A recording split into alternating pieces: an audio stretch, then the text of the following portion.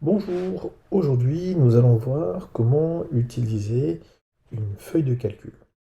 Donc nous allons utiliser pour cela Google Sheets, d'accord? Mais c'est la même chose que Microsoft Excel. Euh, mais la seule différence, voilà, c'est que c'est en ligne. Alors, sur votre compte Google Docs, quand vous allez cliquer sur le petit icône ici, vous vous rappelez, vous avez la possibilité d'utiliser différents outils. Vous avez déjà utilisé l'outil Docs et l'outil Slide.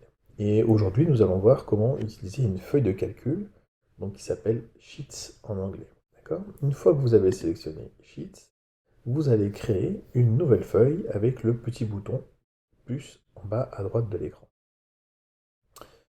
Donc vous allez créer une nouvelle feuille. Une fois que cette feuille est créée, eh bien, nous allons voir maintenant comment cela fonctionne. Alors, si vous regardez, c'est une sorte de grille avec plein de cellules, d'accord? Chaque petite case, on appelle ça une cellule. Et ces cellules, elles sont repérables grâce à une lettre et un chiffre. Par exemple, la cellule dans laquelle je suis actuellement, c'est la cellule E4. D'accord? Si je me mets un peu ailleurs, par exemple ici, cette cellule-là, le contenu de cette cellule, eh bien, correspond à la cellule B6. D'accord? Ça, c'est important à comprendre dans un premier temps. La deuxième chose, c'est que dans ces cellules, on peut mettre un peu ce qu'on veut. On peut mettre du texte, on peut mettre des chiffres, voilà. Et on peut aussi euh, rentrer des formules. Donc, c'est quoi une formule? Eh bien, ici, vous voyez que vous avez une ligne un peu particulière avec marqué fx, d'accord? C'est quand je choisis une cellule, donc là, vous voyez, c'est pour la cellule B4, donc on me rappelle ici que c'est pour la cellule B4, je vais pouvoir euh, rentrer une formule qui va permettre à la feuille de calcul de faire le calcul pour moi, un peu comme une calculatrice. Donc par exemple, si ici pour la cellule B2, d'accord, je veux par exemple multiplier le nombre 12 par 3, disons par exemple, eh bien je vais commencer ma formule toujours par un égal, d'accord? C'est ce qui va lui dire en fait qu'il faut faire un calcul. Sinon, si je mets directement une formule, par exemple si je fais 12 fois 3, par exemple, ici si je fais 12 fois 3, d'accord? Eh bien, il va rien se passer. Il va juste prendre ça, en fait, comme une information, une donnée qu'on aura mis dans la case, dans la cellule. Par contre, si je commence par 1 égal, d'accord, et que je viens sélectionner la case qui correspond à la cellule, au chiffre 12, ici, donc c'est la case A2, d'accord, A2, vous voyez, et que cette case, je la multiplie par 3, quand je vais appuyer sur Entrée, voilà, il m'a bien fait le calcul, d'accord? Ici, vous voyez, il m'a bien fait le calcul. 12 fois 3, 36. Et il me propose aussi éventuellement de répéter cette formule pour toutes les cellules en dessous, ce que je peux valider, d'accord? Donc vous voyez, ici, à chaque fois, eh bien, dans cette cellule B3, par exemple, eh bien, il prend le contenu de la cellule A3. En fait, il a bien compris que je voulais faire la même opération, mais sur toutes les cellules qui se suivent les unes après les autres. D'accord? Et donc, il a pris le contenu de la cellule A3 et l'a multiplié par 3. Ici, c'est bien le contenu de la cellule A4, donc celle-ci, d'accord, qu'il a multiplié par 3, etc., etc. Et ainsi, par exemple, je pourrais rentrer d'autres valeurs, d'accord? Et je peux répéter cette même formule. Alors pour répéter la formule, comment je fais? Une fois que j'ai sélectionné la case dans laquelle j'ai déjà mis une formule, vous avez un petit carré, en fait, vous voyez ici, qui est au coin en bas à droite de la cellule. Je peux venir cliquer dessus et je vais glisser, je vais cliquer et glisser en fait sur les cellules en dessous, et quand je vais lâcher mon bouton, hop, il va répéter en fait cette formule dans les cases qui vont suivre. La seule chose, c'est qu'il est assez malin en fait. Le logiciel comprend en fait que cette formule-là, je veux l'appliquer sur les cellules suivantes, mais en prenant à chaque fois la donnée de la cellule correspondante, de la même ligne, en fait. D'accord? Et donc, c'est tout là l'attrait, en fait, de ces feuilles de calcul. Ensuite, il existe aussi ce qu'on appelle des fonctions. Alors, les fonctions, eh bien, ce sont un ensemble, en fait, de calculs qui peuvent être faits automatiquement par la feuille de calcul. Par exemple, si je voulais avoir la somme de tous ces nombres-là, eh bien, ici, dans cette cellule, je peux faire égal, d'accord? Et puis, vous voyez, la première chose qu'il me propose, c'est la somme de toutes les cellules. Donc c'est en anglais, par contre, ça c'est la seule différence, cette difficulté. Mais il me propose bien la somme, en fait, de toutes les cellules de A2 à A9. D'accord?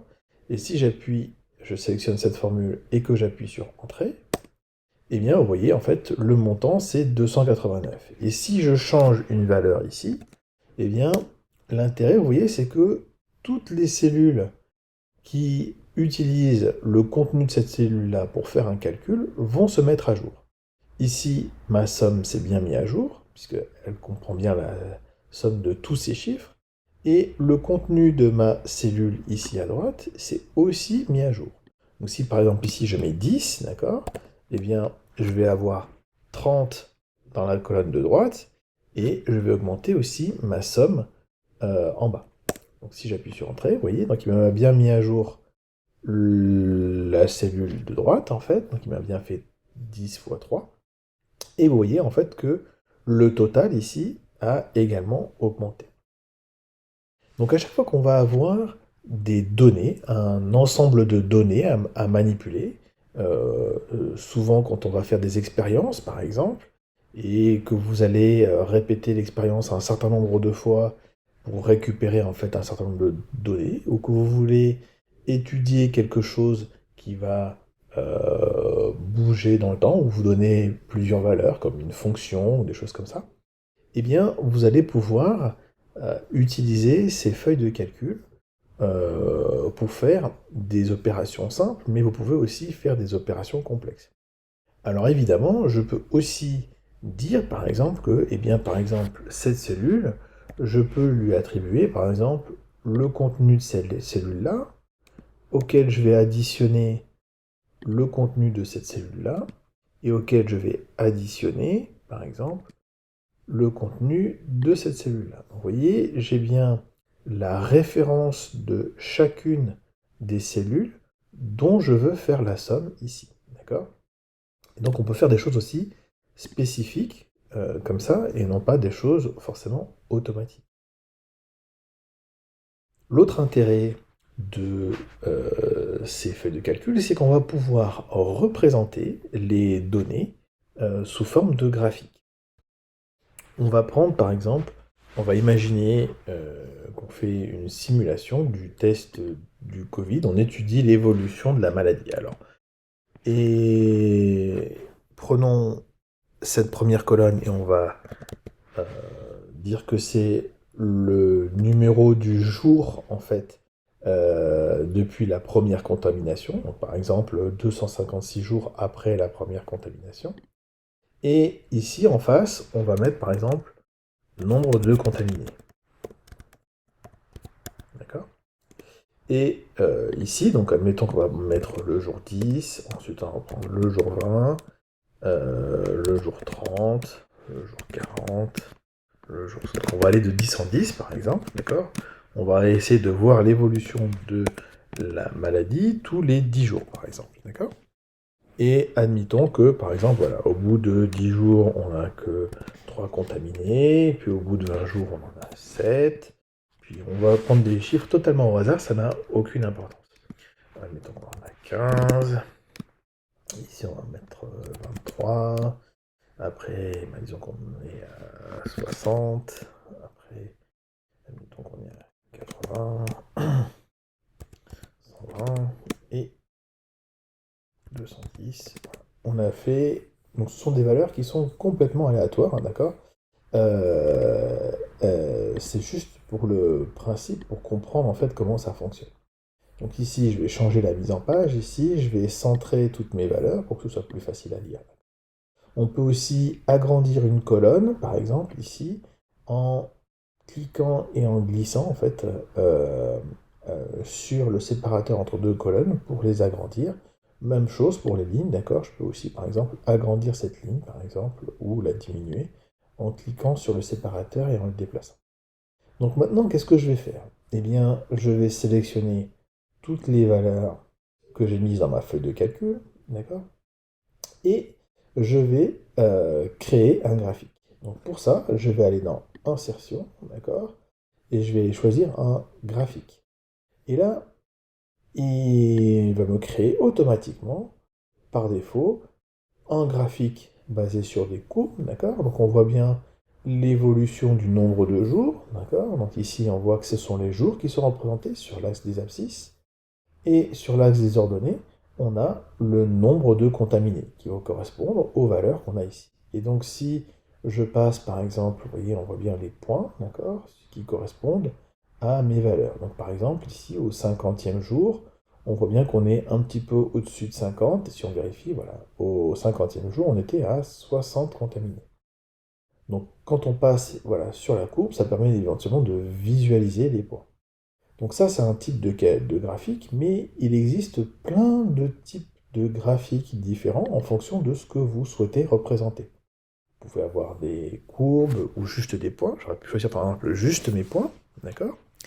Et voilà, il existe plein de formats de courbes différents en fait, en fonction de ce que vous voulez expliquer et du type de données dont vous disposez.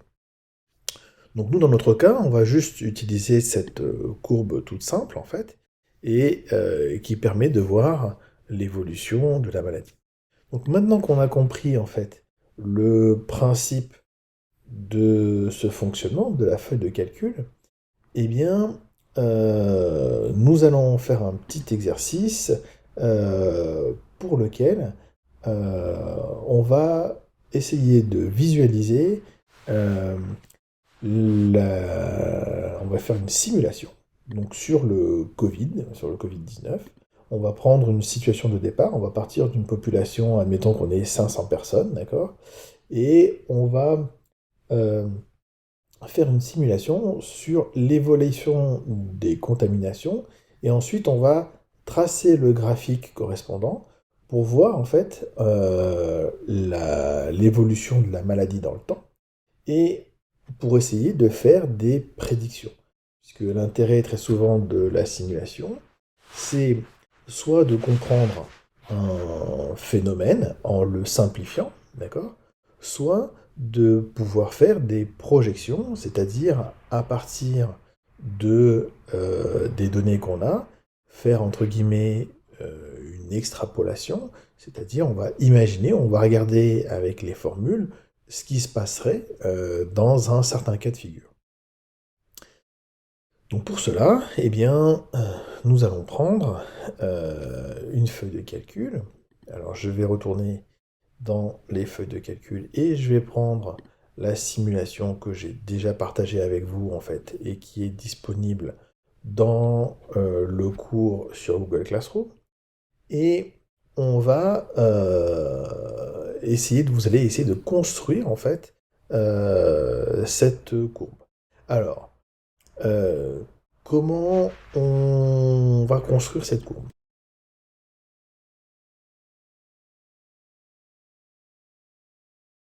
Alors, dans notre cas de figure, ici, nous allons étudier l'évolution, en fait, de la contamination au Covid-19 à partir de deux paramètres, en fait, auxquels on va répondre, on va imaginer certaines valeurs.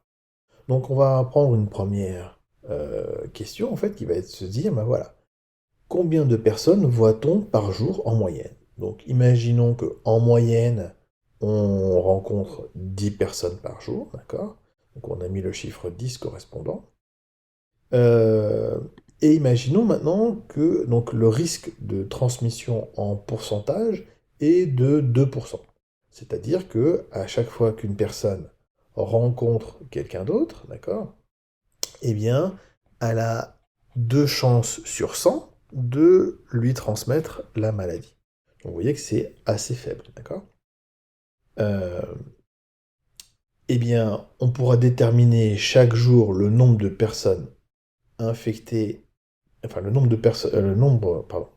On va pouvoir déterminer chaque jour, quand une personne est infectée, d'accord, eh bien, combien d'autres personnes elle contamine. Pour ça, on fait quoi? Eh bien, on a rentré une formule ici, d'accord? Et cette formule, c'est quoi? Eh bien, c'est le nombre de personnes que vous voyez, d'accord, multiplié par le risque que vous avez de contaminer cette personne. Donc, vous voyez que si on peut voir 10 personnes par jour, et qu'à chaque fois, on a 2% de chance de contaminer chaque personne, eh bien, effectivement, si on fait la multiplication entre les deux, eh bien, si nous, on est contaminé, d'accord, on a un risque de contaminer 0,2 autres personnes, d'accord? Et on va exploiter, eh bien, cette valeur, en fait, pour faire notre simulation. Donc dans notre simulation, on va mettre une date ici, donc là j'ai mis la date du 30 novembre, d'accord? Et on va répéter cette date ici avec l'outil de démultiplication, d'accord? Et la feuille de calcul va comprendre en fait que c'est une date et que vous voulez l'incrémenter de un jour à chaque fois en fait de manière automatique. Et on va aller jusqu'au 31 décembre, d'accord? On va prendre le cas de figure sur un mois. Et on va partir de l'hypothèse que, au départ, on a 500 personnes de contaminées. D'accord? C'était à peu près, c'est une simulation, hein, encore, donc on va imaginer un chiffre. Et donc, comment on va faire? Eh bien, le jour suivant, on va remettre une formule, d'accord? Combien on aura de contaminés? Eh bien, on aura toutes les personnes qui étaient contaminées la veille, d'accord? Plus, eh bien, le nombre de personnes que celles-ci auront contaminées. Donc, on a bien, vous voyez, la valeur de la cellule B6, c'est-à-dire les 500 personnes, plus, d'accord? Ces 500 personnes, multiplié par le 0,2, d'accord? Donc c'est ce qu'on a contaminé, ce qu'on a déterminé auparavant. Euh, donc c'est le nombre d'autres personnes qui vont être contaminées, d'accord? Et on les ajoute. Et ensuite, cette formule, d'accord?